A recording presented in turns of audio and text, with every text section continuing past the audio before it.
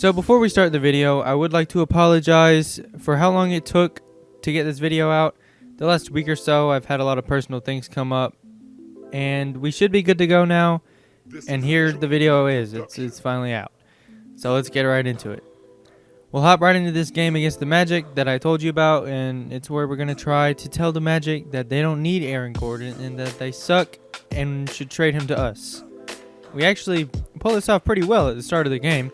Nobody scored until we were like 4 minutes into the game, with some really great defense on our part, considering the Magic didn't score until the halfway point of the first quarter. Okoro was a really big part of this. He had his patented fast break dunks, as well as clamping up Fournier and even ripping him a couple of times. D'Lo also got himself a steal or two on Markelle. I'm pretty sure it was back-to-back. However, our reign of defensive terror ended at the 5:31 mark when Fournier connected, unfortunately, with Aaron Gordon on a lob to get them on the board finally.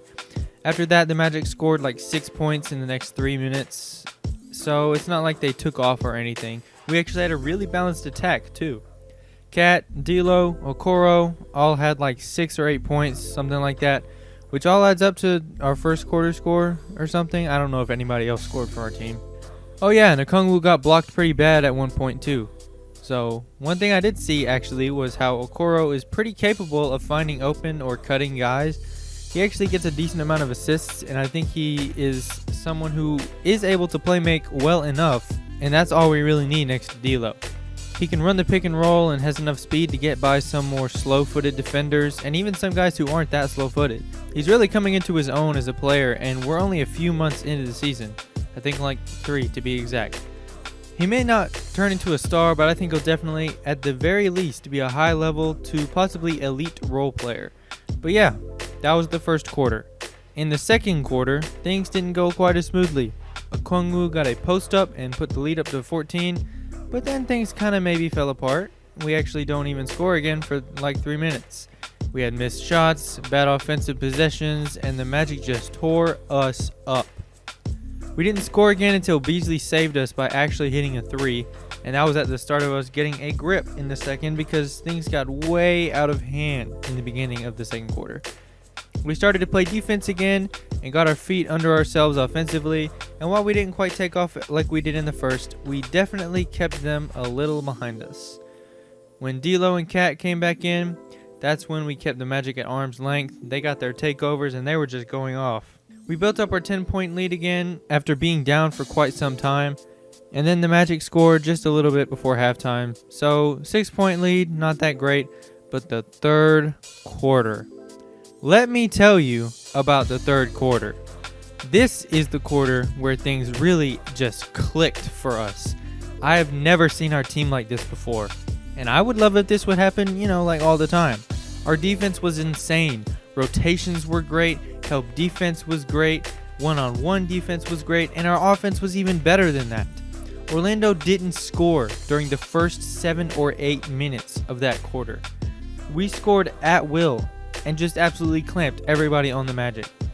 So, with the great defense and the great offense, you would think that, we went up by 20.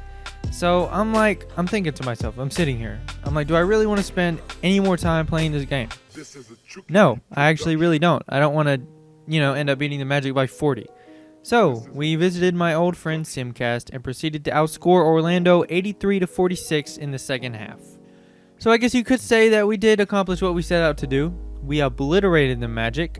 And if we can do that, what do they expect against actual contenders?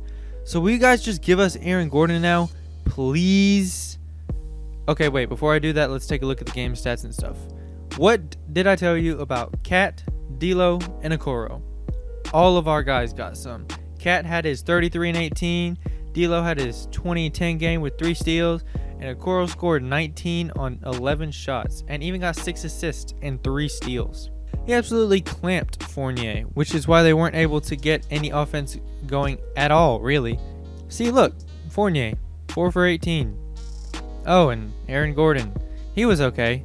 He scored 13 on 11 shots, 4 rebounds, nothing special. Clearly you don't need him, Orlando. Clearly he's not that good, and you should just trade him to Minnesota. Here's a look at the team comparison. and with just one glance, I think you'll be able to see why we beat them by 43 points.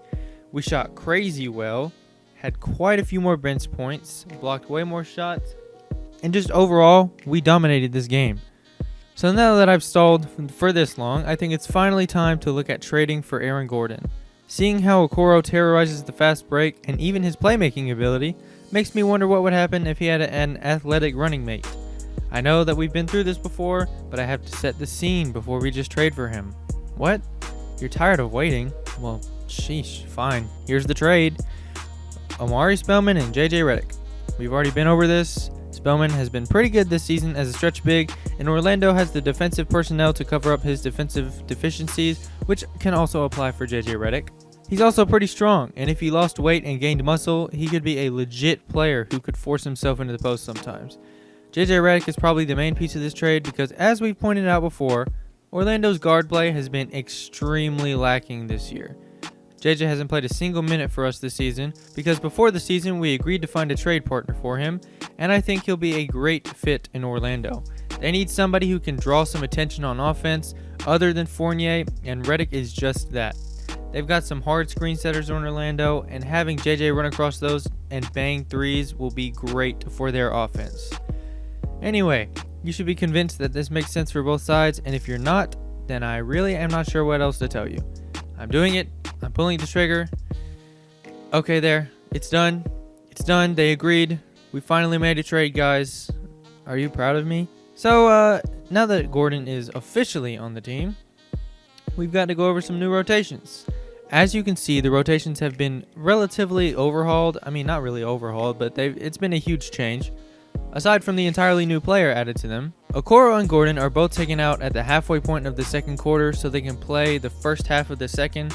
This allows us to have an actual chance at producing a competent offense when the bench is in.